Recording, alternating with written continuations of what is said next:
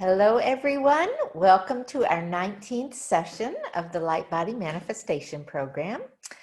I'm Mercedes Kirkle, the facilitator for this program, and I am so glad to be back with everybody. So, welcome back. I am in Leusden, the Netherlands, and it's 2 o'clock in the morning, my time. So, I notice I am operating a little slower than usual, kind of like being underwater or something. Usually the only thing that gets me up at this time of the morning is a flight. So when I was getting up this morning, I was like, this feels like going to the airport. But you guys matter even more than a flight. So welcome back, everybody. And hi, Ava. Nice to see you. So I want to begin. I want to begin with celebrations and mornings, and let me call up the slide for a review of what the heck we're doing in this program since it's been a while. Oh boy, we have everybody here. How exciting. Hello. Oh, so good to see everybody. Okay, so let me call up my screen I want to share here and be with you in just a second on this. All right, so here we have celebrations and mornings. Hopefully everybody can see this. And these were the things I was thinking of, but feel free to include anything that is meaningful to you. But just as a refresher, the last time we met together, we were working on activating the beams of light. And I'm hoping that people have been continuing with that during this time, because there's a 4-week activation period that I want people to be engaging before we go on to the next step. So I would love to hear about people's experiences with the beams of light. We've been continuing with our ongoing meditation, and just quick refresher, the steps of the Mother Earth, Father Sky, Divine Child connecting, and then double serpents and inner temple of the heart and angel wings. And then the last thing that I've been hearing from a number of people is that they have continued in various forms to be experiencing emotional healing coming up as a result of various aspects of the practice. And so if anyone cares to share about that and what, if anything, has been coming up for you in that domain, I would welcome that too. And again, if there's anything else, just to hear what's alive in each of you and what you've been experiencing relative to working with the materials would be wonderful for me, and I'm imagining for others, very connecting for all of us. So with that, I am going to return back to our usual screen, and so I can see all of you, and invite whoever would like to begin. And I actually would love to hear from everyone, because as I said, if you saw it in some announcement or other that I sent out, that I'm really longing to reconnect with everyone and really hear what's going on from each person. So I would love to actually just do a round with hearing something from each person. So whoever would like, feel free to go ahead and begin.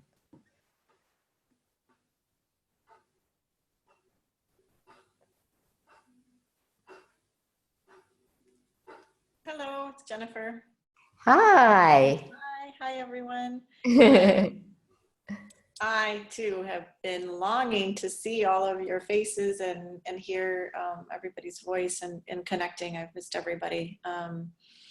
Are we doing the typical like celebrations and mornings? I've just logged in, just kind of checking in. Yes, yeah. And just quickly, what I was suggesting is a refresher of things to focus on, but I would love to hear whatever anyone has to share that they feel like is related to the course material. Okay. But the things that I was suggesting were your practice with the beams of light, or any experiences that you've had with the beams of light, ongoing, practice with the meditation process of Mother, Father, Mother Sky, Mother Earth, Father Sky, Divine Child, of the double serpents going into the inner temple of the heart and activating the angel wings. And then the other area that I've been hearing from some people is new areas opening up relative to emotional healing. And if there's anything relative to that that people want to share, I'd love to hear that too. Okay, thanks. Sorry to make you repeat that. Nope. So I've been doing the light beam activations, and I've had all kinds of interesting, just from learning videos that have come to me on the pineal gland to my neurologist that just, I suffer from terrible migraines. Neurologist that just recommended this thing. It's like this little unit that you attach to your third eye, and it's supposed to help activate the pineal gland to help get rid of migraines, that she just recommended to me. So I have been doing the meditation. I do find that the fourth beam, I get chills. Once I've done all three, I'll get kind of like some kind of physical confirmation that that fourth one is there. And I've been doing it pretty regularly. I haven't done it every single day, but I would say for most all days since we last met. I did suffer from the worst migraine I've had in a really, really long time for the last 72 hours. I just came out of it. And where I question, everything because I was in such terrible, terrible pain. What else can I say? That's kind of my morning. I mean, I'm out of it, so that's good. But I feel that that sense of that intuition or just knowing things, that doing the light beam activation, I do feel just more present and more in touch with others and just more intuitive. During my third day of being in just absolute pain, which I think was yesterday morning, where I just didn't know what to do anymore. I went outside, I put our meditation mask on, and just to be really dark because I was so sensitive to the light, and I did the Mother Earth, Father Sky meditation back to the tree. I have this big tree in my backyard, but had my mask on, and I could really feel my wings come out at the back of when I was sitting next to the tree. And I did finally get some reprieve, and I feel like that helped me transition finally out of the migraine by doing that. I didn't do the light beam. I just really focused on the other meditation that we were doing, the Mother Earth, Father Sky. But being outside, and it's, I'm in Phoenix, it's 115, 120 degrees. I mean, it's terrible. If you go outside, it's terrible.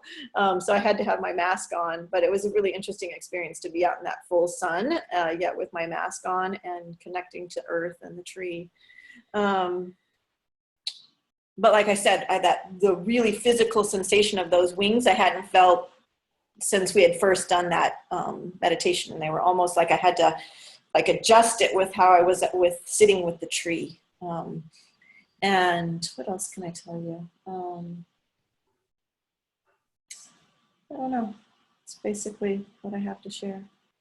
Thank you so much.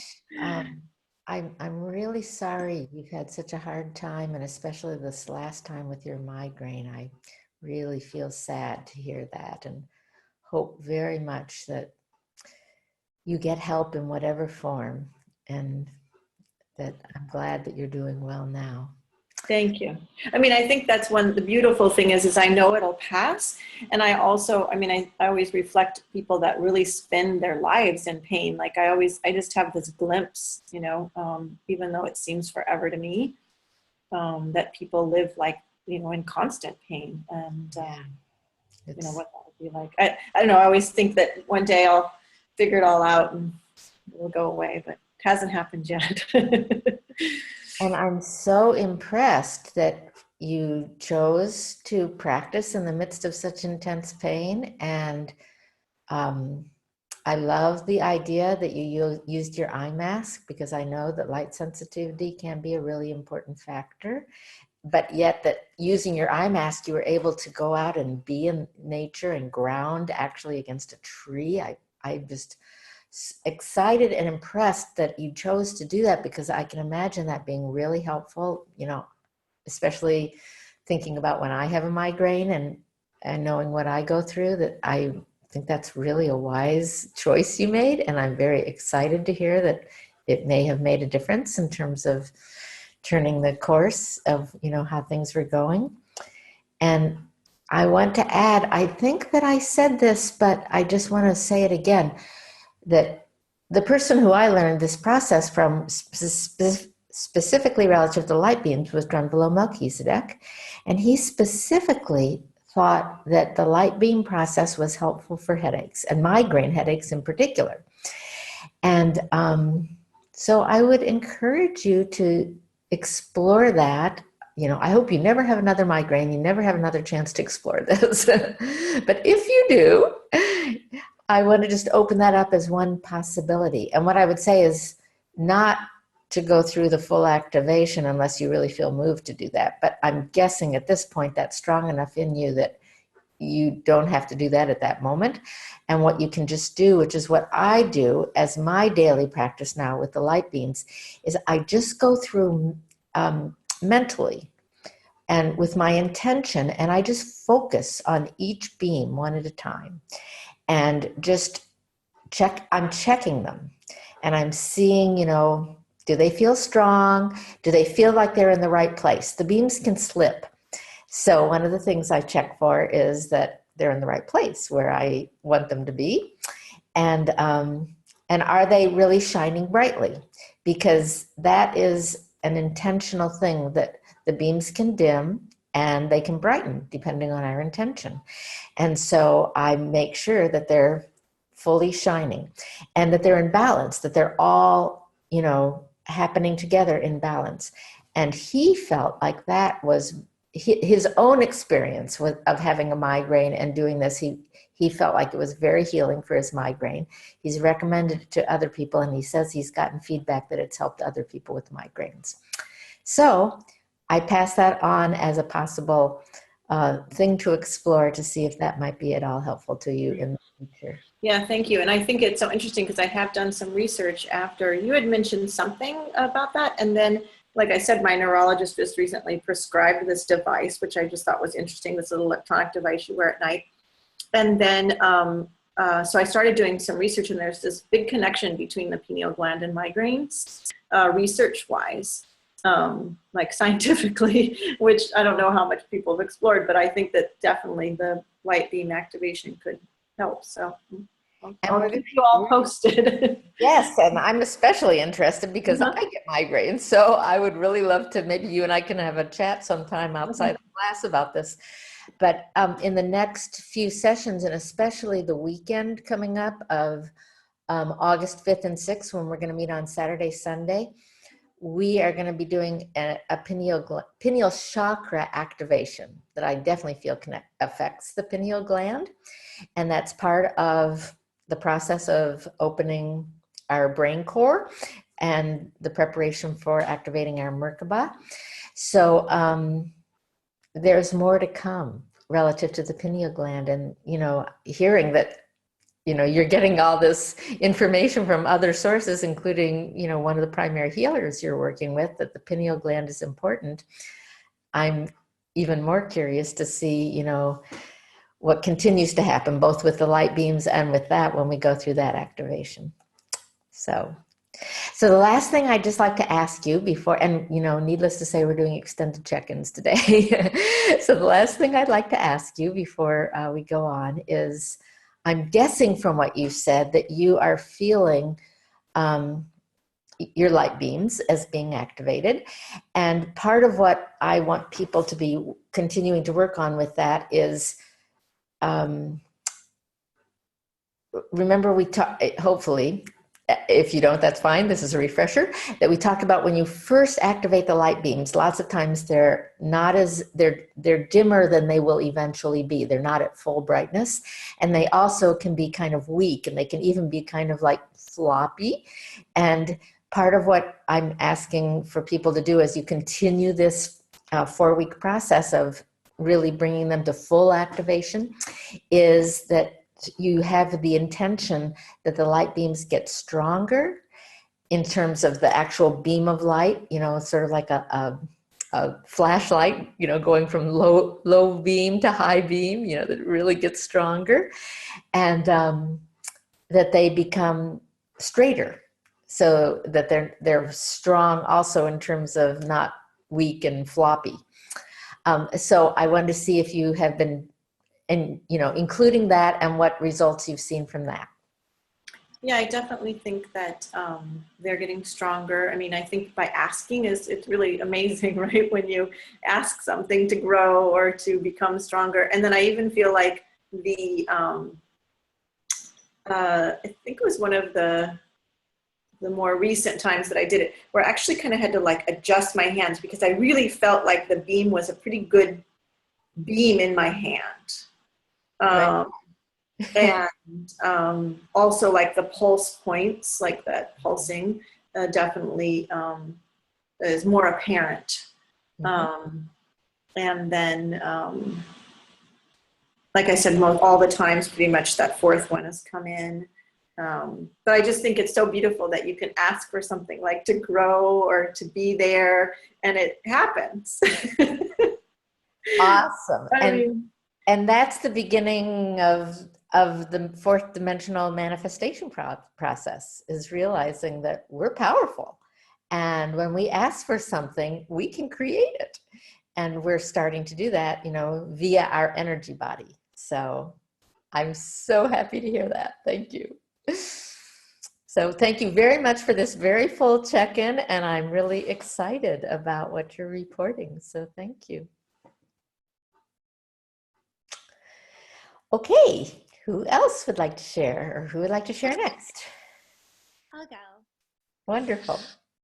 So I think for me, it's just, I've had a lot of, I might have to go later. Like I just have a lot of stuff coming up. Okay, that's totally fine. And also part of my plan, because I've been hearing that people have a lot of emotion, well, some people have been experiencing emotional healing continuing or new arenas opening up. Part of my plan for tonight is that if anyone would like one-on-one, that I'll offer support for people who have things going on. So I want to extend that to you if you'd like more support later. Thank you. I mean, I think I can talk a little bit about what's going on, but I do feel like, I mean, I can feel like so many shifts like happening energetically in a way, and I feel like in a way it's pushed up like a lot of like traumatic memories and stuff that are just like surfacing now. So it's just been like this ongoing thing for the past like couple weeks, and yeah, it's almost like I went on a trip to Mount Shasta, and I had this like experience where I felt like my like channel really like kind of opened up, and it was amazing. And then I got home, and then it was like all this stuff started coming up, and but also amazing stuff. Like I feel like it's really strengthened my like communication with the angels, and I'm so grateful for that, because like that's been so helpful. But it's been really like it's so like really challenging. And I realized that even though I have processed this trauma like before through my mind, and now it's like being released from my body. So I'm actually going to see someone tomorrow, because I think my family was kind of like, maybe you need to like someone to kind of help walk you through this trauma that's coming up. And I was like, yeah, I think that might be helpful. And I've also been receiving just a lot of like guidance from like the angels as to like what to do to work through it. And yeah, but it's just like a lot of like grief and like shame. Thank you. Thank you very much for sharing what's happening with you. And I actually really hear this as a celebration, because in my belief, you are really doing deep work. It's a sign of, the level you're working at, that this is, that you have a container for doing this that you didn't have before. And that's why I believe it's coming up. And I always believe when things come up, it's because we're ready for them, and that spirit and our guides are very, very, very tuned in to what we can handle, and wait until we're ready for things to be given to us that we can grow through, that maybe, at a previous time we weren't ready for. So I believe that very strongly. And it doesn't mean that it's easy. It doesn't mean that you're not experiencing, tremendous grief or pain in going through it. But I believe that Spirit is giving you what you're capable of and what's going to make a big difference for you. Yeah, I feel that too. I feel like this whole, like, it's been very like humbling, and just like feel so much compassion, and it's really like this deep sense of like self-love, as these parts of me are emerging, like, I just keep asking myself, like, how can I like give myself even more love, like even more love, even more love, and realizing that that's really like what heals everything. But it's also like being as well. Like I think it's also being so much more connected to my body, and like like in a way, then it's like feeling it at like a deeper level, if that makes sense, where I think before I was dissociated from it. Oh, yeah, definitely. Yeah, so I see, and the interesting thing is when I went to Mount Shasta, because I've been doing all this work with like the sacred sexuality thing. I'm like, I'm not really sure what I'm doing with this. And I got this really clear message that was like, you're here to help women like heal from rape. And then it was like, then everything came up. Like I was like, okay, like I have a lot more healing of myself to do. And so I see I pull myself back and I'm like, beautiful work, God, like beautiful. But then when you're in it, it's like, wow, like this is no joke. Like this is. No, that's very intense. And of course, if you're going to do that healing work, you're going to be helping women who have very intense healing to do. Yeah. So, So, yes. and then as far as the practices, I feel like the most activated part of the practice for me is the angel wings. Like I feel like I feel them now. Like I feel that all the time, and like I love that.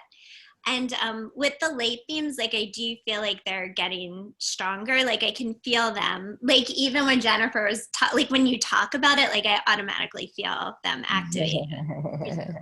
Yeah. Wonderful. All right. Well, thank you. I appreciate that very much. Thank you. So who else would like to share?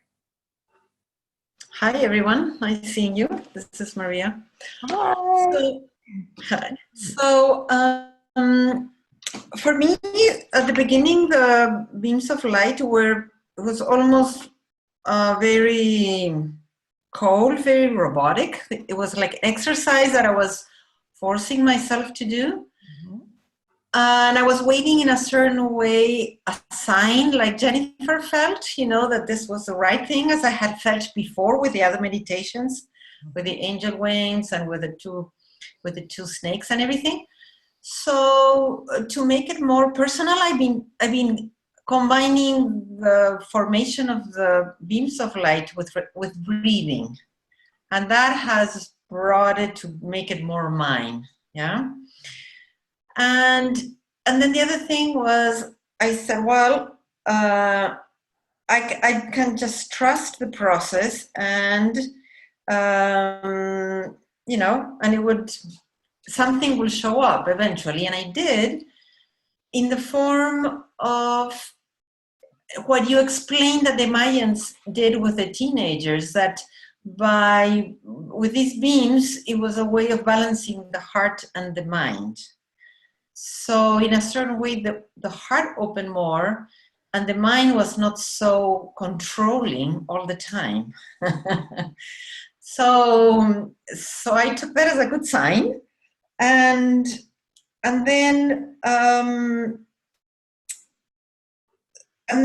I started doing more heart path exercises, and I was able to make it much more deeper than before, because before, when I went to connect to the IDQs, it was a general connection. It was a good feeling, and I felt more connected, but it was not specific to the IDQs. While now I can definitely feel that self-expression is in one place and to matter is in another place, and they are all in the body. So it's really, for example, creativity, it's not that as I thought there would be like energy going out from me. It was opening the heart to receive. That was the IDQ of creativity and things like that. So it's been very good. The big emotional healing that I had, as you mentioned, that I was one of them, I really connected to the shame. And I can even identify in my childhood when it became dominant in my life. And then I have suppressed it for the rest of it.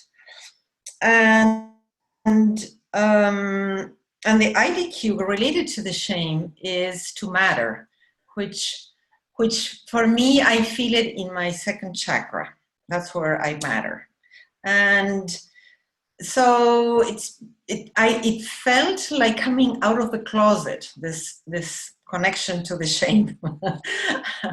So I've been trying to, to connect during the day on different activities, with different people, with different memories, because it's really, how can I say it, a common denominator from a lot of my life that I had not acknowledged. And it had really, if I want to say it, caused trouble many times, but I was completely oblivious to it. So, the trouble remained. And so it's been really nice. And then the other thing that happened too was that when in the other meditation, in the Father Sky meditation, I go to the secret place of the heart, the chamber, the first one, not the second one. Sacred space of the heart. Sacred space of the heart, perfect. I have always been seeing energies there, like beings, nothing very formed, but they were there, kind of a presence, and there were many of them. They didn't bother me, but they were there. And so I asked when I was in the sacred temple of the heart, if to give me guidance to identify that and see if there was anything special or helpful. And it's been kind of an evolving discovery, but the last one is that in that space of the heart, I have different aspects of me. It's almost like a treasure place in which I can access parts of myself that so far has been ignored or not really fulfilled or integrated in my life.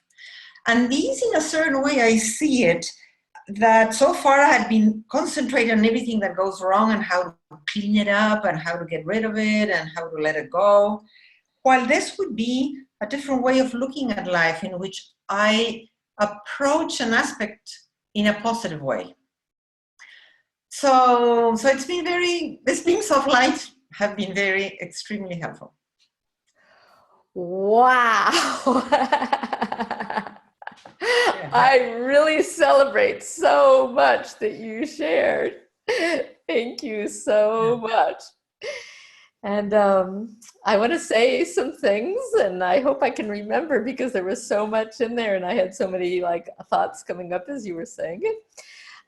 First of all, I love how I hear this time, and I've heard this at other times too, that you have been creative with the processes and with personalizing them in a way that supports you and really helps make them stronger for you and bring them to life for you. And you've given yourself permission to do that and have inspired me. You've given me ideas about, oh, maybe in the future I'll do this. You know, Maria suggested this and I really like it. Maybe when I teach it, I'll add that piece in. And that's the way this work grows, is by all of us doing our own it's kind of our research and development about, okay, this is a process. This is how it's worked for Mercedes. This is how it's worked for other people. How's it going to work for me?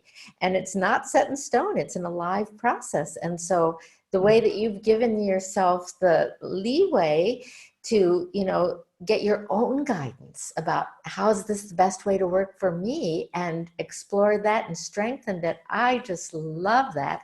And I love that you share it with us also, because like I said, I think it can support all of us in finding what's best for each one of us, and me for understanding, you know, things that can work for other people. So thank you very much for that. I want to mention about you saying about the IDQs, and I want to make sure everybody knows that that's inner divine qualities, and that's exactly how I refer to them too. And when I'm writing, I always write IDQs because it's a lot shorter. So that's what Maria was referencing when she was saying IDQs, and how you were talking about you had got in touch with this one that you weren't so in touch with before, but you see that it's been a theme in some ways throughout your life. Excuse me. And I really celebrate that. And I believe that all of us have certain inner divine qualities that are like that for us. That, and I call them our core inner divine qualities that we tend to, you know, come back to frequently, whereas others may be occasional or situational. There's certain ones that are kind of like our theme song. And it's kind of like whenever we're in pain, we make it about that. Whereas other people might make it about something else, we tend to make it about that. And to me, that points to soul work. That I think all of us come in with certain agreements about what our primary work is going to be in this lifetime and in what arenas we're going to be growing. And when we have an inner divine quality that keeps showing up again and again, and we see it throughout our life as, oh, this was really like a theme song I keep coming back to, that to me points to soul work. And the fact that you're identifying it and working with it and looking at it a different way and healing shame relative to it are all signs to me of deep work at the soul level and big growth and progress. So I really acknowledge that and thank you and celebrate that.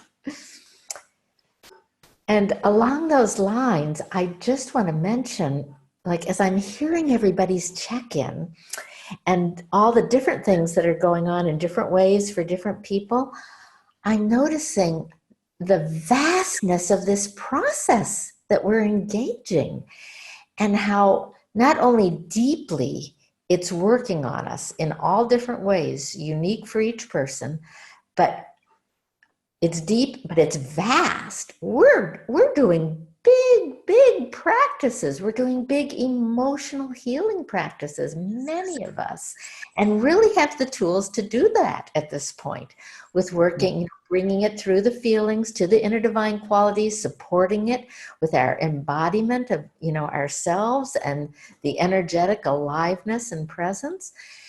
The processes that people are doing relative to angel wings, relative to the double serpents, relative to going into the sacred space of the heart and the inner temple. And now, you know, lighting up from your center of your head, your beams of light.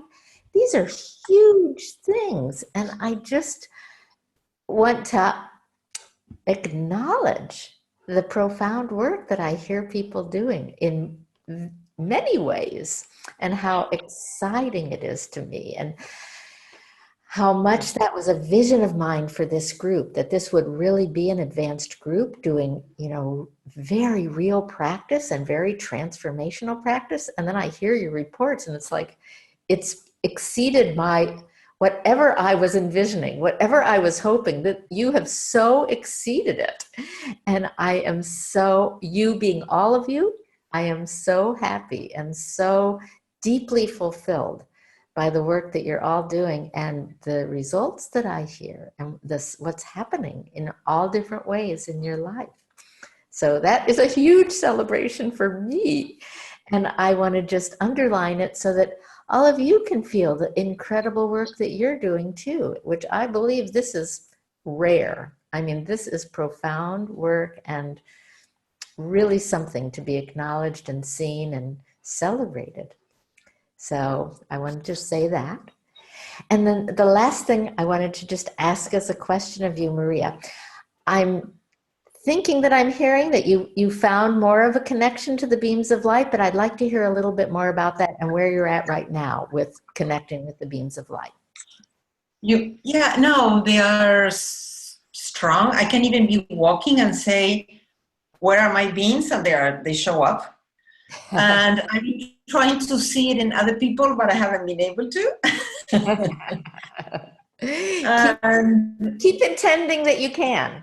Just keep it, which I love also. That was another thing I wanted to say about your sharing, was where you said, I'm just going to have faith that this is going to happen.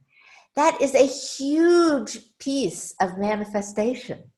It's just trusting that it's happening, it's underway, and that in itself has so much power. So I really want to also shine a light on that. You identified what I consider a very key principle, a fourth dimensional principle that we're going to be moving into more and more as we move into this manifestation process. So good one. Thank you. So anything else? I kind of interrupted. Anything else you want to say? Yeah, I want to say that the reason also I believe I can go deeper into my feelings is that when I did the double serpent, all of a sudden I felt the need to invoke also the divine masculine, because so far I had only been invoking the divine feminine. And Joy had said in one of our conversations that the role of the divine masculine was to give us space. So that's what I feel. I feel that now I'm entitled to my emotions and that I have the support to feel them. Because before, if I felt one of these very deep, painful things, I thought I would fall into this big black hole and never come out of it. Mm-hmm. While now I don't feel that way anymore. And I think having that balance from the divine masculine has been extremely helpful. Oh, I love that. And I so agree. The divine masculine provides protection, safety, and specifically safe space. That's how I look at it. So the divine masculine in its fully activated form in relationship with the divine feminine holds space for the divine feminine and safe space for the divine feminine, to allow the divine feminine to be their full energetic manifestation as life force, life energy, which one of the forms that shows up as is emotions. So part of what we're doing in this process, and it's really true, is really supporting that play between our inner masculine and our inner feminine. The emotions is the feminine, and if we engage the inner masculine to hold the space and also the presence, when we become aware of what we're feeling, that's our masculine. The awareness is the masculine. It's another aspect. So yes, there's a very, very important play. And when I'm teaching this material, I especially emphasize the feminine, because for a lot of us, that's the part that we have not developed as much. And so that's the part that we're building up our muscles in and, getting clear how to do that and making space for. But the part of us that's making that space, yes, is the masculine. So I really like that you brought that to consciousness and are really making use of it. And again, supporting yourself through that. Just feels so, I feel so happy hearing that. And I very, very much agree with what you're doing and that dynamic. Okay. Thank you. So I want to thank you for bringing in all this to life. Yeah. You are so welcome. And I had a teacher once who was saying how a teacher really needs to teach, that his experience of needing to teach was feeling like he was pregnant with all that he had to give to people. And if he didn't give it to people, it was like being stuck with this energy, this pregnancy that wanted to give birth to other people by sharing what he had to teach. And I'm that way too. And up until now, I have been frustrated that I haven't been able to share this particular material with people because there wasn't a group. I've done it with individuals, but not as a group. This is the first time I've done this as a group. And it's a big contribution to me too, because for me, that's part of my life purpose, is to teach and to share with others. So it's definitely mutual.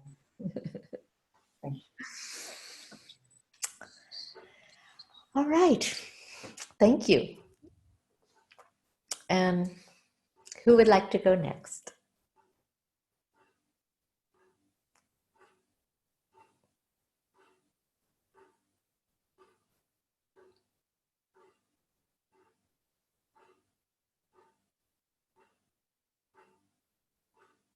So, let's see. Hi, it's good to see everybody. Good to see you too.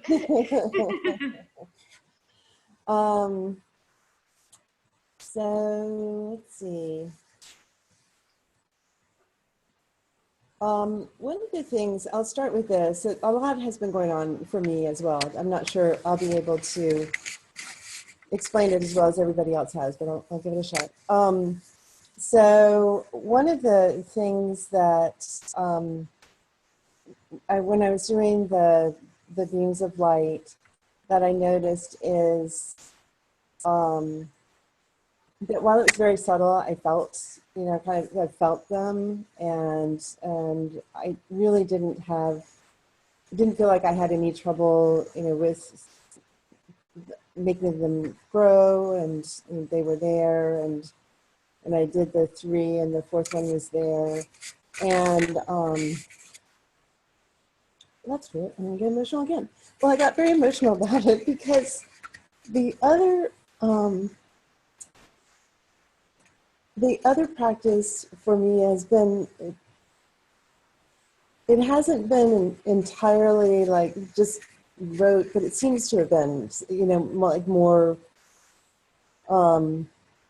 like I haven't really felt anything, and I've gone through the motions, and I've done it, and I think just the contrast, even though it was subtle, and it wasn't like, the sky opened or anything. It was subtle, but I think just the contrast was startling for me, and it made me feel sad that I wasn't, kind of feeling the other in a way. So that made me go back, and I think I mentioned this on the Facebook page. It made me go back and kind of look at, okay, why. So I started listening to the other, or basically our sessions. I think I got through 10, and then I went back to 7, and then I went back, so I've kind of been jumping around a little bit. But those have been helpful. I feel like things have come up for healing, particularly in my case, it's grief, because my husband, even though it's been 7 years, it brought, I feel like I run from that a lot, or I've felt it, but wanted to get rid of it pretty quickly. So this, particularly the anniversary of his death was last week, and kind of through this work and a book actually someone recommended, I was able to really, it felt like really go a lot deeper with that and me, and have the tools to do that, you know, and the support, excuse me, to do it. Yeah, so, and so I could sit with it and it was just okay to be sad. It was just okay to be, just to grieve, because I think I've had, you know, up until the last year, I've never been by myself, really, ever. Never been alone. So what happens when you're not, you don't have the space to hear yourself, number one, and just the way I operate, I don't want people to feel bad because I'm feeling bad.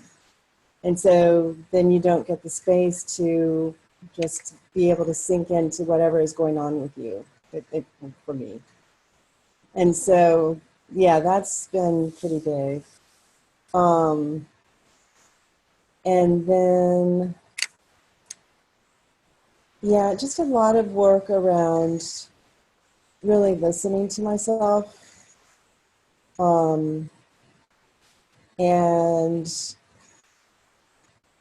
And it feels like, you know, really, and actually I think that was some of going back and listening to our sessions, because, you know, frankly, on some of them I was like, I wonder what I said here. And so I was thinking, well, maybe I said this. And I was like, yep, I said that. So it's like, okay, good. Consistent, even if I don't remember what it was. So, and then it was just so supportive for me to hear everybody too. So that was really supportive.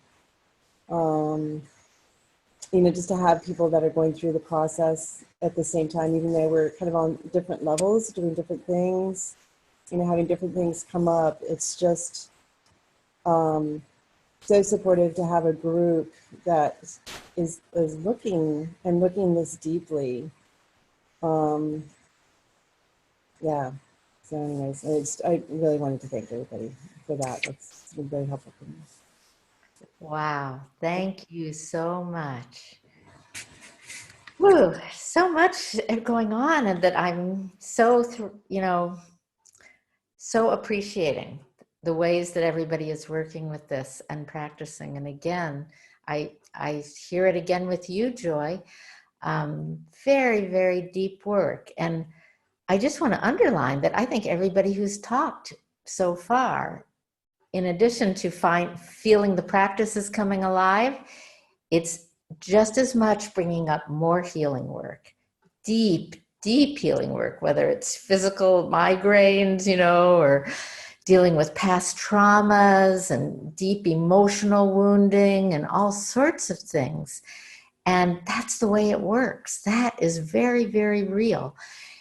One of my teachers in the past, who I dearly love and appreciate, used to say, love brings up everything unlike itself to be healed. And I would expand that to say light as well. Love and light bring up everything unlike themselves. All the unlove, all the shadow, the dark stuff that we're, for one reason or another, holding on to, has kind of gotten woven in with our history in some form. It brings it up to be released. And that's in some ways the sign of the work that you're all doing, that this is going on. And it's very deep and very profound. You're dealing with big, big things. And so lots of times people who are in the spiritual world, well, lots of times all of us tend to measure ourselves, which is something I would encourage towards healing. But I think, especially in the third dimension, it's a very strong characteristic for many of us. And in the spiritual world, people tend to measure themselves by this, how high, how elevated, how ascended they're having, you know, their spiritual experiences are, however they tend to measure that. But in some ways, I think it's perhaps even more accurate to measure by what's happening in life. And there's a principle of the window goes like this. As you open above, you open below. And you're only going to open either way as much as you've purified any blocks you have. So as we're opening this window above, it's definitely going down. And when I say below, I mean into incarnation, into life, into our emotions, into our past, our, whatever we're still attached to in terms of our past experiences, our past traumas, anything that needs healing and we haven't healed yet. And that's what I look at as the measure of the work. And so that's why, it may sound harsh in some ways, but I actually celebrate when people are saying, this is coming up for me right now, because I look at it as it's coming up for healing. And it's to me, a sign that I deeply trust of how real and authentic the work is. We can sometimes, I think it's easy to place an importance on spiritual experiences that maybe is, to me, misplaced. But when I see this kind of work in life, it's undeniable to me of what's happening. And actually, I had one more thing just to mention. One of the reasons too that I went back is I was feeling apprehensive about going forward, because I think because I was feeling like things were a little bit rote, that I might not have a good enough base to activate the light body, to do the Merkaba, and all of that is a bit of unknown for me, what exactly that means and what happens. And so I think there was / is a little bit of apprehension there too as well. Thank you for acknowledging that. And I'm guessing it's because you really want clarity and confidence that you're on the right path, have done the necessary prerequisites, and that it's underway. Yeah, definitely. Thanks. Thank you. And again, I want to repeat what I said after Maria's sharing, which I hear that you took initiative to see what you needed to support you, and your choice to, go back and start to listen to some of the previous tapes and recordings and go deeper with those processes. I just so appreciate that, and appreciate you following your guidance. And that is one of the reasons why I have those recordings there. It's not just for people who were, missed a session, although it's definitely for that too, so people can stay caught up. But it's also if anybody feels moved to, listen again for any reason. And I love that you listened to your own guidance and felt what you needed and personalized it and took the initiative. I just really support that. And then one other thing that I want to say is that everybody will have their own experience of how they experience these things. And you may experience different things, different parts of this process in different ways. So I love that you're having this very clear experience of, the beams of light. And it could be that for you, that's an easier practice to connect to. It may be that this part of your energy body is more open, and it's easier to feel. And there's a few things I want to say about that. One is that, as I said, we can feel different things in different ways, or experience, that's a better word, experience these things in different ways. So sometimes people will be more kinesthetic, and they'll have this very kinesthetic, feeling that it's happening. I can feel it in my body. Some people are more visual, so they'll have more of a visual with it.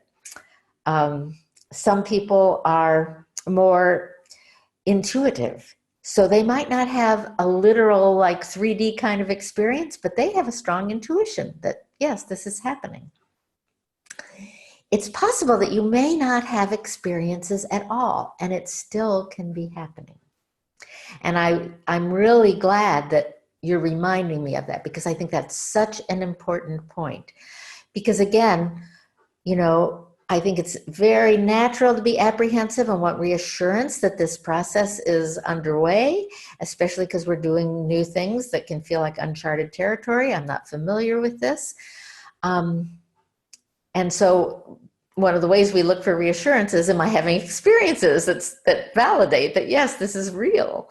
And sometimes, yes, we have very clear experiences. And sometimes it can be happening and we don't have experiences of it. And that's really important to know.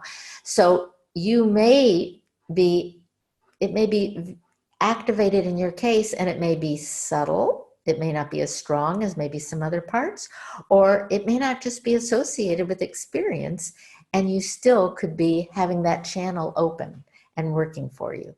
So I really want to clarify that that is a definite possibility, and to really encourage people to be aware of that and don't fall into, oh, judging yourself. I'm not feeling it, so it must not be happening. I'm not seeing it, so therefore it's not there, whatever.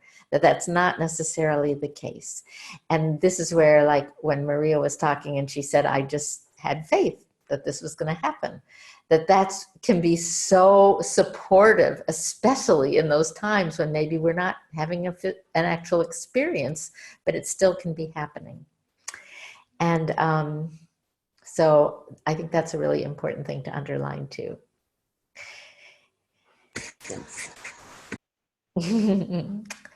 And that reminds me of one other thing I want to say relative to something you shared, Maria, that I didn't comment on, which is, I really like that you're exercising that possibility that you can see other people's beams of light, or see if other people have beams of light, because not everybody is necessarily activated or underway, or it might just be a little nub, you know, like before it's really activated. And that too is an intention you can give yourself, just like you can have intention around these processes. Like, I'm going to ask that this happened for me.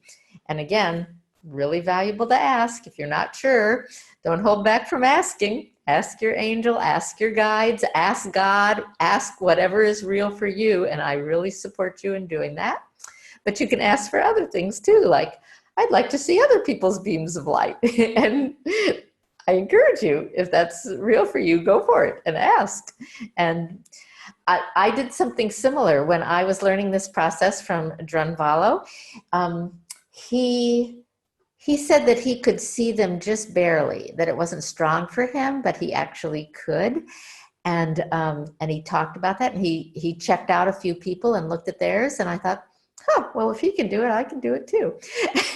So I just made the assumption I'm going to be able to develop this, and I can and for me, it's not like sight the way I normally go around seeing the 3D world. I have to really put my intention on it, and attention both, and tune in. And it's not like physical sight. It's a very different kind of sight that I have, but I actually can have that.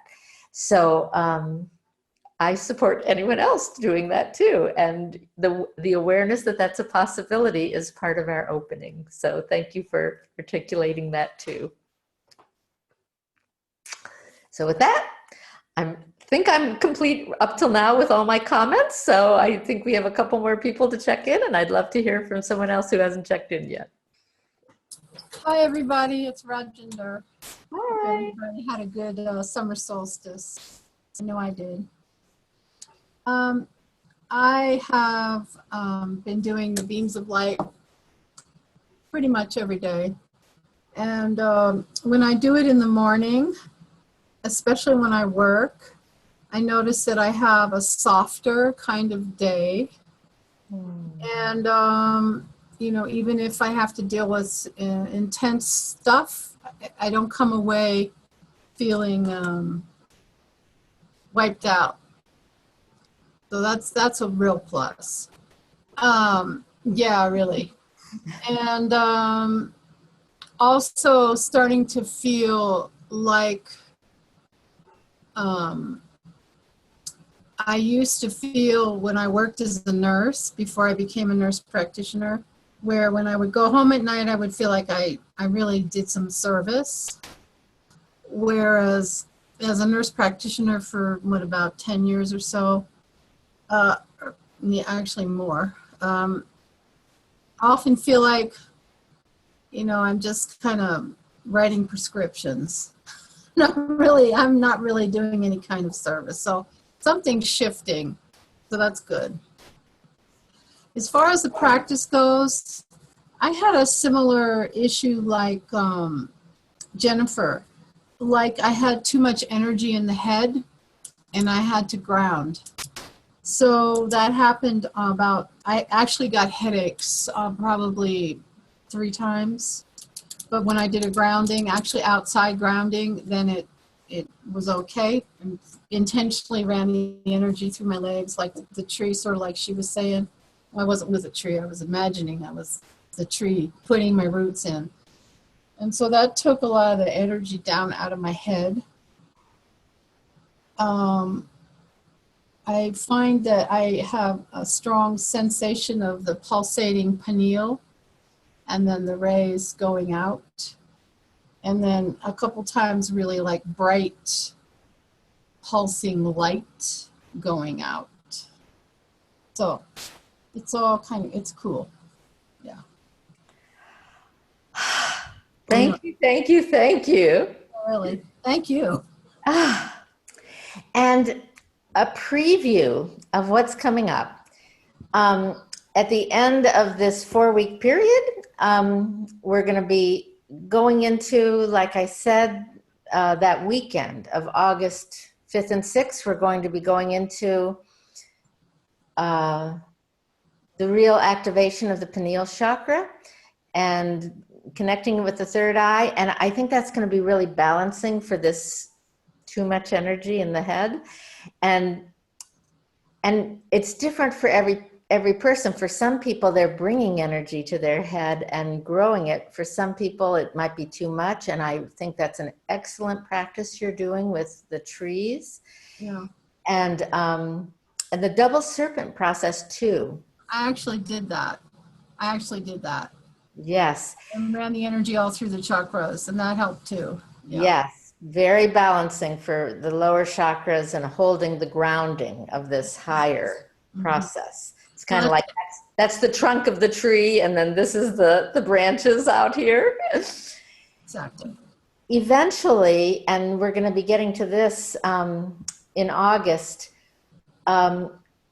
this beams of light, we're going to expand it out to 3 centers of our body. So we're going to have it in our head, we're going to have it in our heart, and we're going to have it in our hara, our vital center.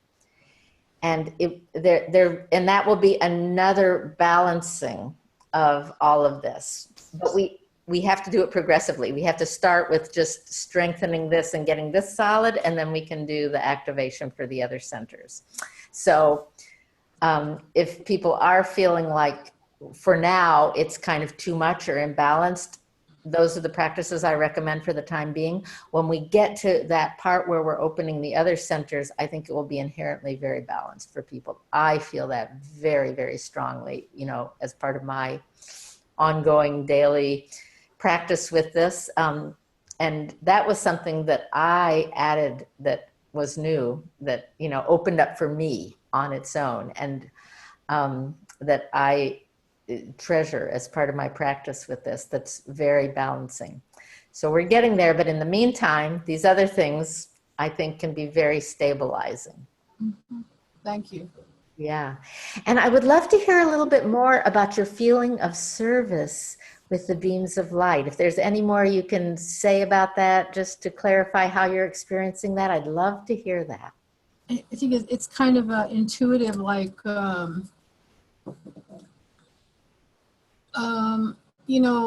because I deal with people who are sick, there's always a lot of issues, complaining, whatever, that's what they tell the doctor. That's what they tell the doctor, right? So I often come away from the day feeling wiped out, like I've just been sucked dry. But this, it feels like it's maybe some kind of a protection almost, a little buffer, a little something that I don't feel so so drained at the end of the day. That's the best way I can explain it. Yeah. I love that. Thank you so much. And it very much connects me to Yeshua, Yeah. who was a master healer and was doing master healing and had obviously the beams of light activated. You know, it's to the point where people portray it all the time in pictures. And that was part of, you know, tuning in to this higher dimensional, through the energy body, tuning into the source of light, and how we can become generators of light, receivers of light, but also generators through, you know, this awakening of our light body and our higher faculties. So I really appreciate what you're expressing, and it's opening up a new way of seeing it for me, you know, because I'm not a healer as a primary thing in my life or work that I, you know, identify with. And yet I can feel that so strongly. And I also think that just by doing this practice, we are serving the world. We're bringing more light into the world, to ourselves and through us to the world. And so I definitely believe that you're really onto something that is a new concept for me, of this as also service, as serving ourselves and others. Thanks for reflecting that to me, because it's been more of like intuitive, kind of subtle shifting. So I hadn't really put the words on it, but Yeshua has come to me actually in my dream, my nighttime. And yeah, it was pretty profound. So yeah. Wow. I got big chills on that one. So something is changing. Thanks. It's good. Thank you very much. Whenever I get chills, that's one of my signs that Spirit is saying yes, yes, yes. Thanks. Thank you. Okay, I think we have one more person, and then I think we'll all have shared. So, Ava, are you open to sharing? I am. Yay! And thank you, everybody, for sharing your stories. That has been very supportive. I have to admit that I am in a place of spiritual resistance, I think. And there has been, I've had a time where a lot of layers has been pulled back. And I feel that I'm now in a place where I'm ready to make a next step. And a kind of surrender. But I'm resisting it. And I think the reason of my resistance is a deep inability to acknowledge that I am worthy and that I am a child of God. And it just became more clear to me what it was when hearing all your stories. So thank you very much for that. Also, with doing the exercise of the beams, I had resistance coming up. I thought it was a little bit stupid. Like, here I am grabbing with my hands in the air and pretending that there is something. It felt very uncomfortable in the beginning, but I actually felt something happening. So I was surprised by that, and it was quite easy for me once I got over my childish resistance. It was quite easy for me to feel the light. It was just intention, and it was there. And I really liked the feeling when the beams connected, because I felt it brought peace to my brain. Mm-hmm. And I I listened to the last class and I asked you if it would be possible if it had an effect on brain chemistry, this exercise, because I can imagine that it does. And then when I connected the beams, I felt my brain calming down, like becoming really peaceful. And I love that feeling. So, yeah. Wow. Wow. Thank you very much for sharing all of that. I really appreciate it. You're welcome. Yeah. I'd like to comment. Are you open? Mm-hmm. All right. Resistance is another form of purification that can show up. And so there's been all these different forms that I've heard everybody expressing, which again shows me how deep we're going, that we're pushing the really deep buttons here. And resistance is one that can be easy to judge and to go into self-judgment. You know, this is childish, or I shouldn't be doing this, or that kind of thing. And I really encourage, if that's happening, that you transform those judgments into feelings. Mm-hmm. You know, when I think about what's coming up, I feel, you know, whatever it is, like if you're telling yourself I shouldn't be feeling this, or this is this childish, maybe you're feeling worried that, you know, you're not going to make the progress that you want, or the growth that you want, or something like that. But to really take it into feelings and the deeper source in the inner divine qualities. And I love that you said that everyone's sharing was a contribution to you in understanding and shifting relative to this coming up. If I'm hearing you right, that's what I heard. Yes. I realized that it goes very deep into my heart, and it feels like it feels like the bottom of my heart, where I am encountering how do you say that? I want to say unwillingness, but that's not the right word. How about aversion? Aversion to me is like two magnets that are pushing away from each other, that don't want to be next to each other. No, it's not aversion. But I feel it like I am getting more close to God, and I'm getting more close to acknowledging that I'm a part of God. Mm-hmm. And there's something in my heart that is not in agreement with that, and that is also afraid of acknowledging it and stepping into the power of that. Yes, and maybe the ramifications of that. And the responsibility. I feel fear of the responsibility of that as well. And very likely that is related to past life experiences where you've experienced some kind of pain or suffering that is still with you. Maybe not consciously. It may not be like, oh, I can remember what that was, but the essence of it is still with you.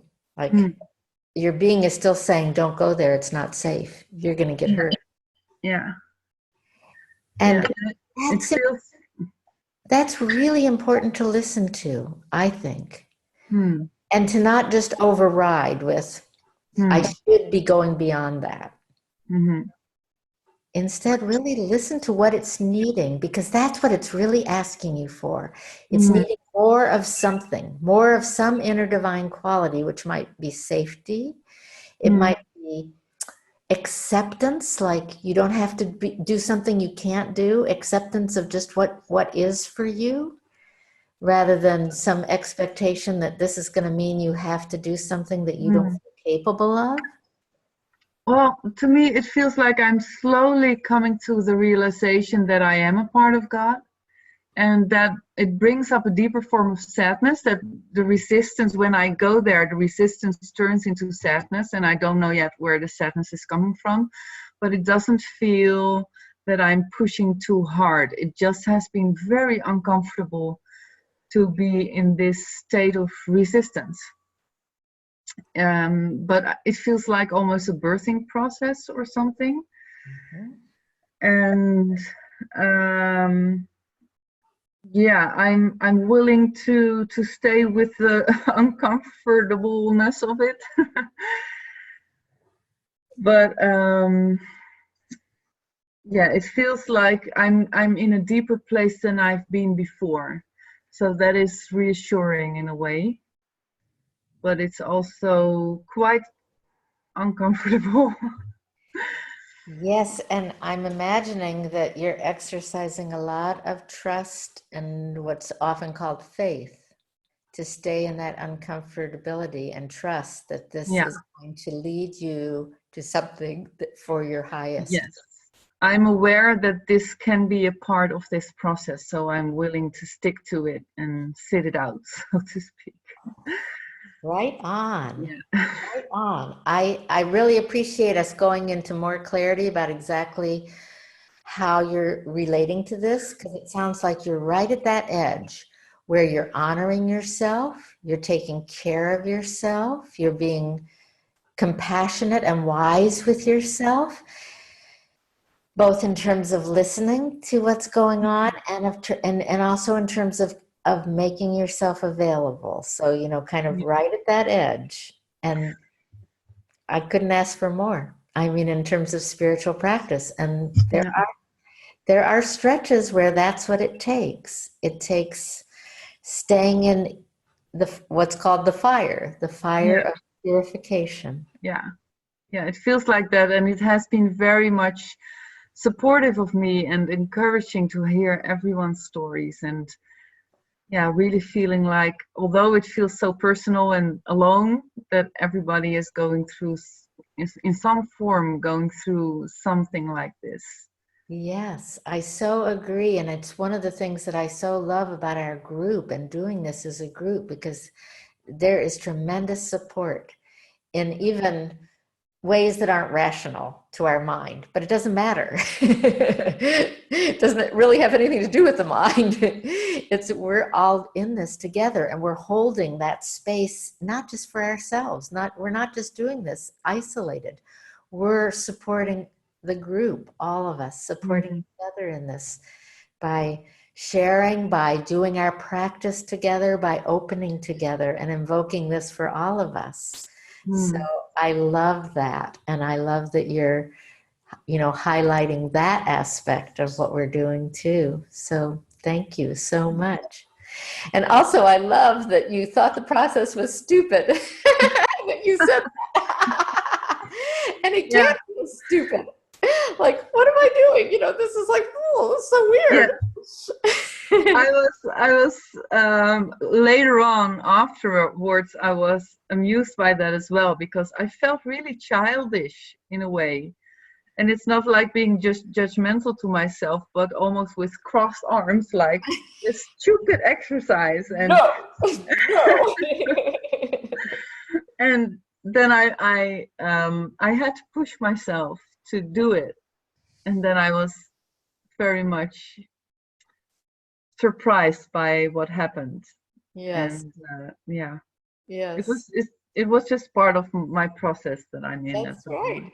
And we have our inner child, we have our inner parent that works with the inner child, and it's working with those different parts and holding all as, part of us, and nothing to be denied, but to be worked with artfully. So that's like you did all of that, and I love it. And one thing I want to say is that when the beams of light get activated, it reminds me in some ways of a male, a buck, a deer, a male deer, a buck with antlers. And I think in the animal world, antlers are a manifestation of this energy. Hmm. And so if you didn't already feel weird, we can add this into the process that you're growing antlers. Your energetic antlers. So is that also like the goddess image of the moon? Could it be like?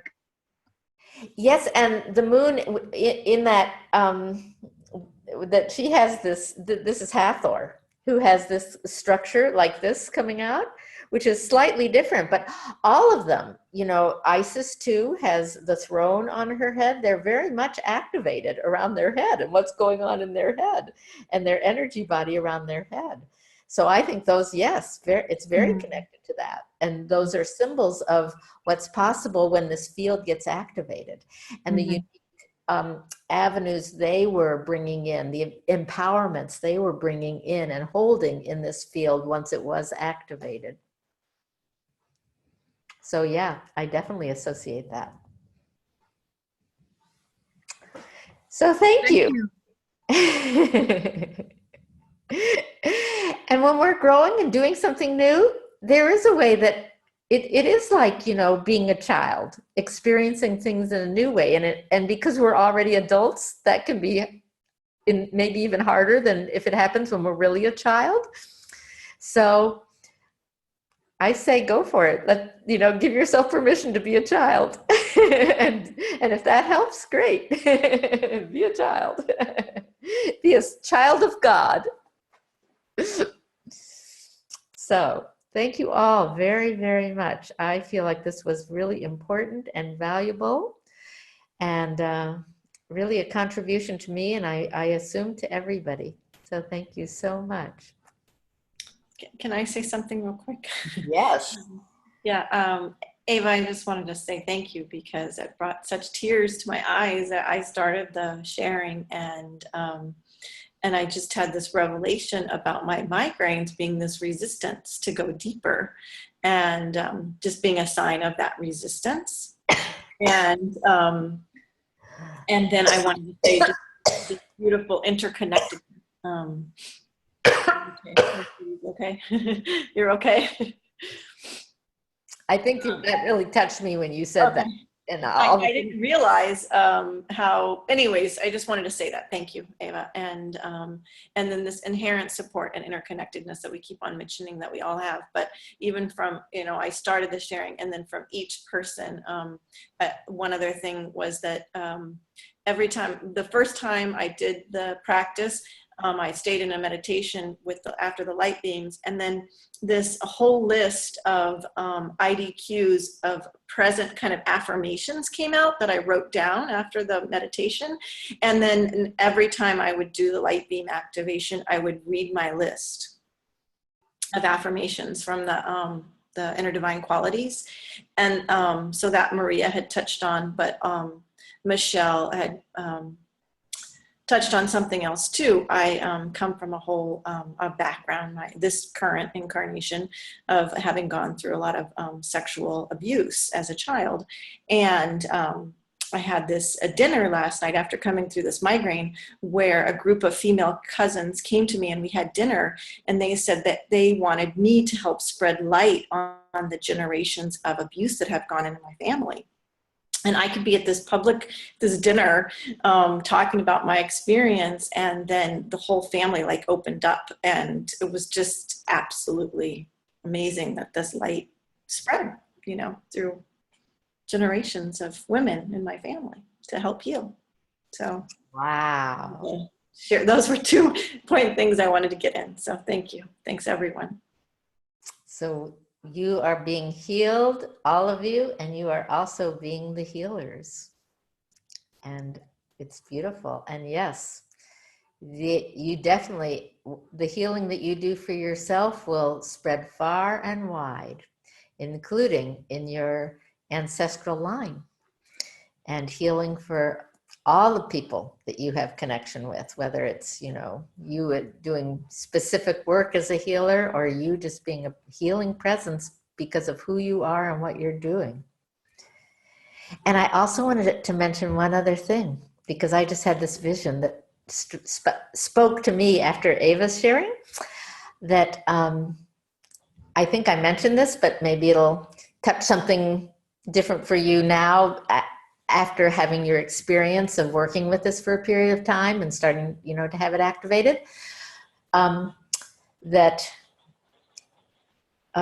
in the Mayan culture and the Hawaiian culture, where the elders were sharing this, that they did this regularly with their cultures, that and specifically, I think this was in the Hawaiian culture, it was the grandparents who initiated the grandchildren, and it was done at puberty. That this may be something you will all be doing in the future with your children or your grandchildren or whatever beings you're working with in the future. And that may be another way that you're spreading this light and this blessing, and also working with children. Because this actually traditionally was a process of a developmental process, during sometime during the childhood years, and classically during the transition from childhood to the teenage years, the transition of puberty. So that's another aspect of this that's related to childhood, and could also be bringing up those issues that tend to manifest at that age. And if you remember being in puberty or adolescence, resistance was often one of them. So that can be another feature. Okay. Yeah. I wanted to say something to Ava and anybody else who my experience on the spiritual path since I've been about 21 is that this cycles around, this resistance and then openness and then resistance and then openness. And, I don't know if everybody does it like that, but I think it feels to me like that, because there's only so much for me that I could take at one time. So I put wait a minute, this is too much, and then, okay, relax, and then go with that. And then, okay, everything's smooth for a while. And then here comes the resistance again. And I just think from my studying with the Eastern yoga meditation kind of stuff, it's just the spiritual path and kind of how it goes along. At least it has been for me. So that's all. Thank you. I appreciate that. And what I'd like to add to that is kind of touching into what I was saying earlier about how I believe that we have this incredible inner mechanism, as well as our guidance and spirit, the way it's working with us, where I think resistance is part of that modulation process that's guiding, that we don't get too much, that we don't get overwhelmed with more than we are able to handle. And it's kind of like, I want to say floodgates, and I don't know if that's the right word, that, all of a sudden I can't speak.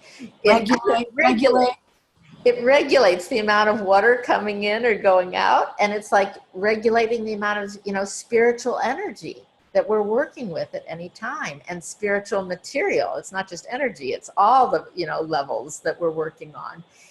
And making sure that it's right for us. It's kind of like, our inner thermostat or something that's always regulating and making sure we're safe. We're at the place where we can handle it and we're ready for it.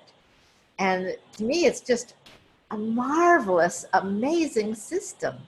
So that I think that can be really valuable as a reframe, rather than looking at it as, it can feel like resistance, and that's totally fine. But sometimes we can get into judging as, like I said, I shouldn't be resisting, or this is not spiritual because I'm resisting, when you're in a resistance phase. But if you look at it as, no, this is another form of, I'm getting feedback, I'm getting guidance, I'm getting the regulation that I need, and how can I work with it? And how can I best support this process and be in it? And I think that's really valuable. Suddenly it is pouring rain here. I don't know if you can hear it, but I suddenly have as much sound coming from the rain as I do from my own voice.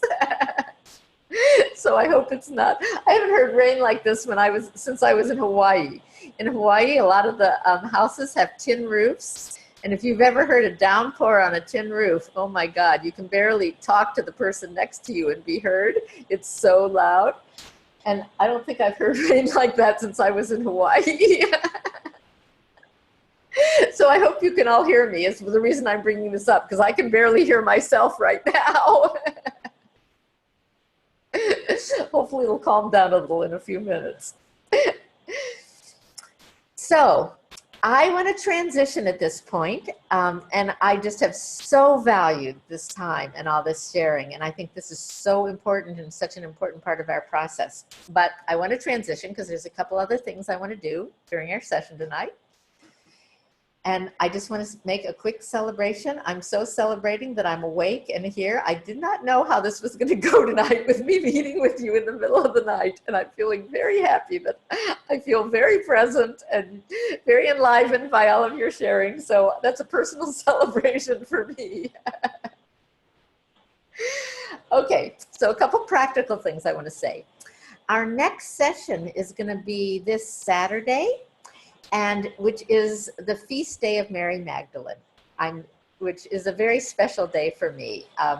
I am not relating to it as a Catholic feast day. I do not consider myself Catholic, and I don't really consider Mary Magdalene Catholic. She made that very clear to me once in a channeling, or well, not to me. She was responding to someone else about some question about Catholicism, and she said, well, you know, I'm not a Catholic. And I love that response. Anyway, but it's a day that has come to be associated with Mary Magdalene. It's a day when many people are holding her and connecting with her, and I think loving her and feeling their love for her. And that's why it's become special to me, because it's so associated with her in that way. And so I always want to do something special on the feast day of Mary Magdalene. And this year, because I was traveling and didn't even know where I was going to be, I didn't arrange anything in advance, and that was a little bit disturbing to me because I wanted to have something I was doing, and then I came up with the idea of doing a channeling with this group, all of you, and because I consider this to me is not only the advanced group, it's the beginning of what I consider this form of a mystery school. And so I thought, how wonderful to do a sacred event, a channeling Mary Magdalene with this group of very dedicated people, in my opinion, who have such a strong connection to the process that she and other beautiful beings have brought through, and are not just because you feel an affinity with it or a sense that this is really a true process, but you are doing the work. You are digging in and transforming yourselves, which to me is the strongest thing any of us can do in this world for ourselves and for others. And so to me, this is very significant to be celebrating Mary Magdalene's feast day with all of you and inviting her to be with us. So that's how I'm holding it, and I really wanted to share that with everyone. And I want to let you know, I want to be completely transparent since we're doing this online and we're not physically all in the same place. I have a very dear friend of mine who is traveling with me, who is going to also be there for that channeling. So I just want to let you know there is going to be one other person with us and our group, and if anyone is uncomfortable with that, please let me know and we'll take it from there. But I just want to let everybody know the full picture. And that's going to be this Saturday at 10 a.m. Pacific time, 1 p.m. Eastern time. If you're not able, because I know this was very last minute, just like my whole life right now is very last minute, so I apologize for that. And if you're not able to be present, I definitely will be recording, and you all can listen to the recording later, and the video recording. And what I also ask is that everybody send in their questions in advance. Even if you're going to be there, that you send in your questions in advance, because that way I can organize it, and you know, the whole thing flows much smoother for me when the questions are, you know, in advance, because then someone can ask the questions, and that's an easier way for me to do the channeling. So, Excuse me. yeah, go ahead. By when do you want the questions in advance? As soon as possible, but I would like to have them by Friday at the latest, so that I can organize them on Saturday and be prepared. Okay. If something comes up to you on Saturday and you haven't made it, please send me the question anyway, and hopefully, you know, I'll receive it in time and can get it and add that in. But for me, the sooner the better, and I would definitely say, you know, Friday at the latest. One more question, Mercedes. If I can't be there at 11, can I join in midway through? Absolutely. Whenever you can join, you are very welcome. I may be able to join later, but I won't be there at the beginning. Okay. Yeah.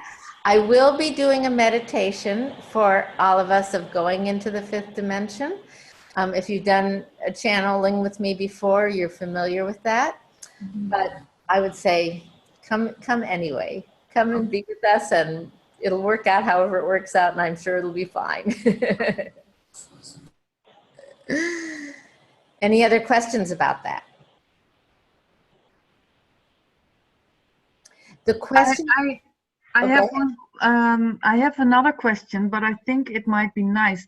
Would you like or agree to a small inbring from me? How do you say that? Something that I bring in about something that I found out about the connection to Ethiopia and Mary Magdalene.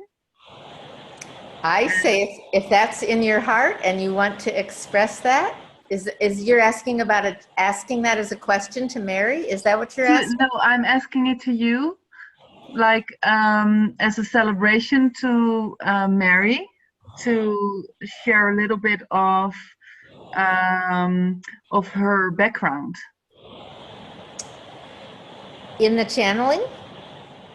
Yeah, I was just thinking as a celebration, but maybe that's not it's not congruent with everything else. So I will post it on the Facebook group.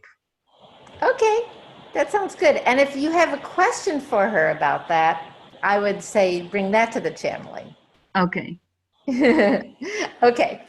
And the other thing I was going to say relative to questions is feel free to ask personal questions, things that are personal to your life. And especially with this group, I feel like she'll be more open to personal questions than sometimes she is. Sometimes she likes more general questions that apply to, you know, people in general. But I feel like it's different with this group. And I think her relationship to all of you is already different. And I think she can do a different thing in this channeling occasion than happens at other times. So I would encourage you, if you have personal questions, to ask those. And the most important thing always is to ask what is really in your heart. That's what she most cares about and can most respond to. She'll feel that and will have the most to give back to you if that's what you're opening to her in your questions. So if you're not going to be there, please still send your questions, and then that can be included and you can watch the recording later and hear her responses. Any other questions about that? Okay. And we have about 20 minutes left to our time, and I would like to use this last 20 minutes for supporting anyone, you know, if we have time, maybe more than one person, but I'm not sure we'll have time for more than one. But if there's anybody who would like personal support around what you're going through, I would love to offer that. So I'd like to hear from the group if there's anybody who would like that kind of personal support around anything, especially any emotional healing or anything with the practice that you're wanting help with, anything.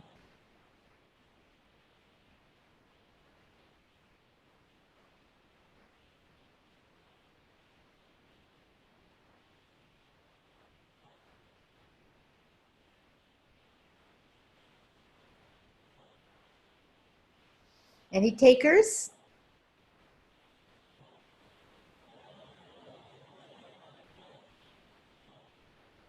Okay. And of course, I'm always open. Oh, yeah? And of course, I'm always. I'm not hearing very well. Question. You mentioned these inner divine qualities that really you call. Yeah, me neither. I don't hear you very. Maybe the You rain. mentioned the inner divine qualities. I hear you. I can hear you, but it's broken up. I think I'm eventually hearing everything, but it's coming in kind of broken up segments. I'm feeling frustrated. I really want to hear you. Okay, so let me wait for a little later. Okay, right now your voice just got really clear, so why don't you try again?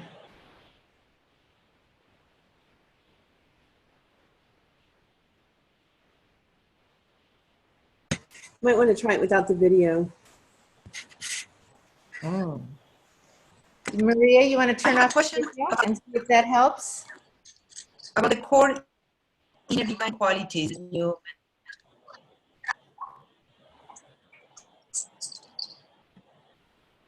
Maria, I'm going to turn off the I have a video. question about the core inner divine qualities.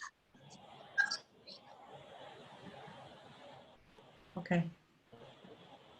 Okay, so I just turned off your video, Maria, on my end. Let's see if we get better reception. Try talking again.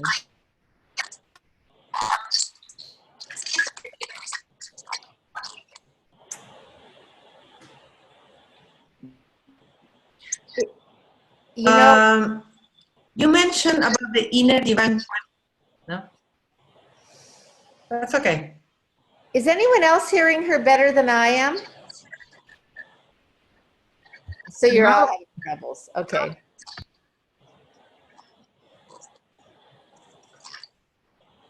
I'm sorry, Maria. I'm not hearing you. I'm really sad.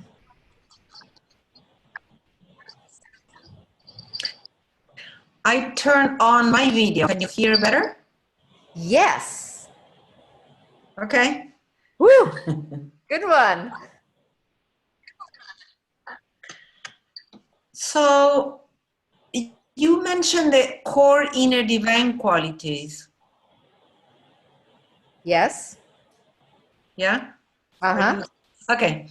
So how can we connect more to them? Do you have any suggestion? Well, the first step is what I hear you already doing, which is awareness. That you start to notice a pattern where there's one or maybe a cluster of inner divine qualities that seem to come up frequently for you. That's the first step, is just becoming aware of what they are. Like in my case, when I was working with this, it was to matter. That was definitely my number one front and center, where it kept getting stimulated, you know, in all different situations. Maybe for other people, a different one would have gotten stimulated, but for me, it was to mattering, kept getting stimulated. And I saw that that was part of my identity. My identity was somebody who didn't matter. And so I was healing that, and healing that by having it stimulated in all these different circumstances so I could work with it. And so I just had to, well, I didn't have to, but what I did and what I would recommend is I just more and more recognized, first of all, this is a pattern, and this is probably a lifetime pattern. So that's what I mean by a core pattern.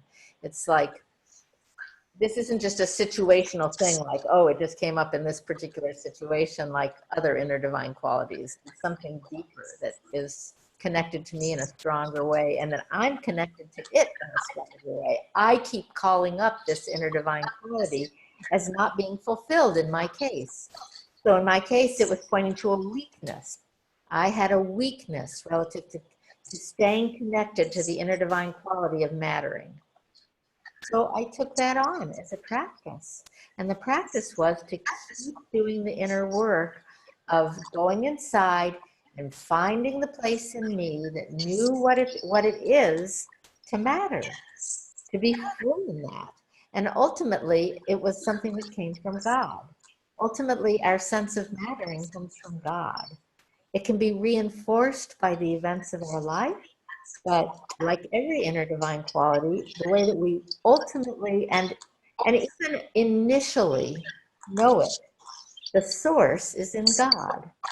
And there was no question to me, well, I guess there was a question to me, but when I thought about it, when I felt into it, I could find the place where I knew that I mattered in God.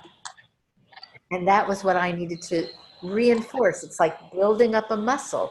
I had to get stronger in staying connected to that place. And so I did it by just going back again and again and remembering what that place is in me that already knows that I matter and can feel it. And there's this absolute knowingness of it. And part of what I say to people is, you can't miss something that you don't already know what it is to have it. Otherwise, you wouldn't miss it because you don't know that it's a possibility to even have it. So if we're missing it, if we're feeling like I'm deficient in this, I miss it, I don't have it, there's some place in us that knows what it is to have it. And that's the place to access, the place where you know the fullness, even if you have forgotten it. And I tell people who say, I can't connect with that, fake it till you make it. If you can't connect with that, imagine what it's like to have it. And give yourself the imagining. There's some part of you that wants it so much. And probably if you feel like you don't know what it is, it's because you're too scared to know it. You're too scared to imagine what it's like to have it because you think, then I'll really be in pain if I feel like I don't have it. So know that. And work with the safety you need to be able to give yourself the having of it. Whatever it takes, find out what you need to do and then practice it as a practice of giving that to yourself until you build up that connection where you more and more keep it and you don't so quickly dive out of it every time you get shocked in life. Because that's what we're doing. We get shocked in life. And that's our weakness in our system. So that's the place where we go, oop, must mean I didn't matter. Oop, must mean I didn't matter. Because that's our weakness. So we're building up so that we're not weak at that, juncture. We're building up our strength. Does that help? Yeah, very much so. Thank you. Good, you're very welcome.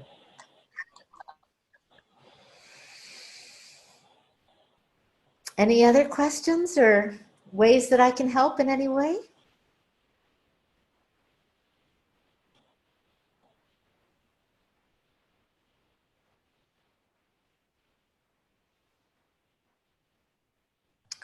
I just want to say I feel so much love for all of you and so much gratitude for you being in my life, for sharing this process with me. It so deeply meets my needs for spiritual communion, spiritual support,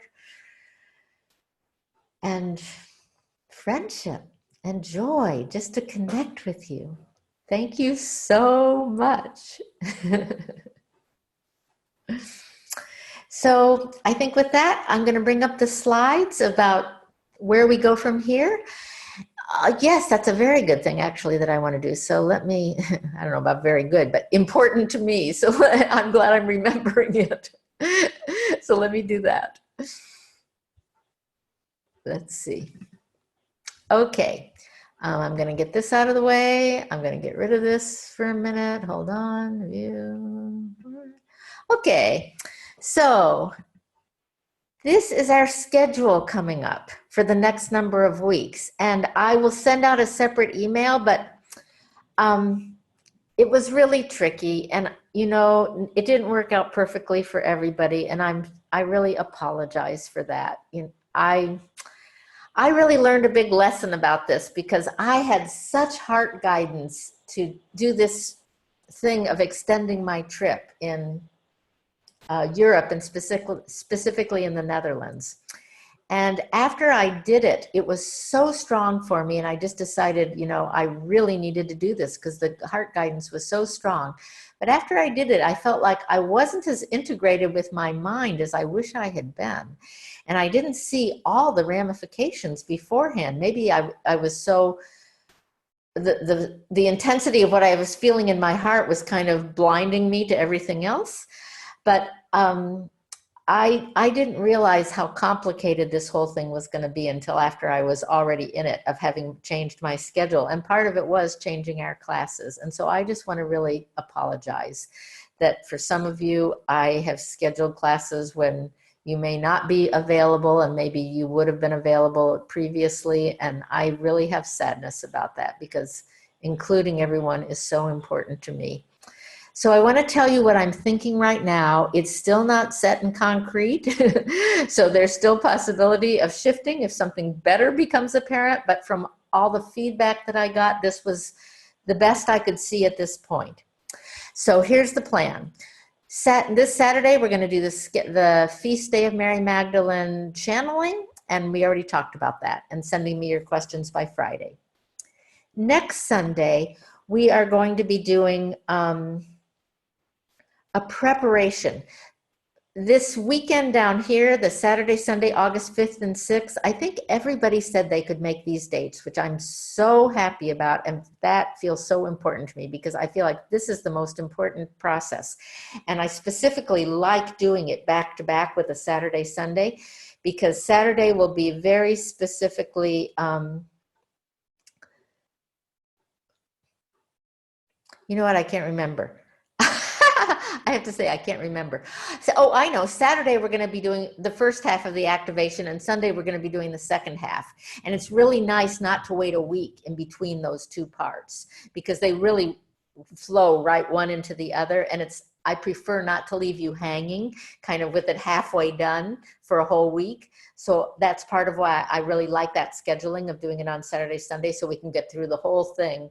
But it's going to take that amount of time. I think we really need it. So that's why I'm really glad about doing that on Saturday and Sunday. The previous week on July 30th, which is a week from this coming up Sunday, that's going to be me primarily giving information. It's going to be a presentation primarily. Certainly there will be space for everybody to ask questions, but it's primarily going to be me giving you a presentation in preparation for the weekend. So if you can't be there for that class, the Sunday, July 30th, I feel confident that by watching the video afterwards, you're going to really get the information you need. And if there's things that you don't get that you need, I'm really happy to set up individual sessions with people and go over any questions you have or anything that came up. So I just want to put that out there, that if this change in the schedule means you can't make a particular class and you have parts that you feel like you need help and you didn't get it because you weren't there to ask a question or to get guidance in person, I will make myself available so that we can work that out and you can have that in-person time with me because I want everybody to have that. And I think the way it's working out is, I'm hoping will work out for most people.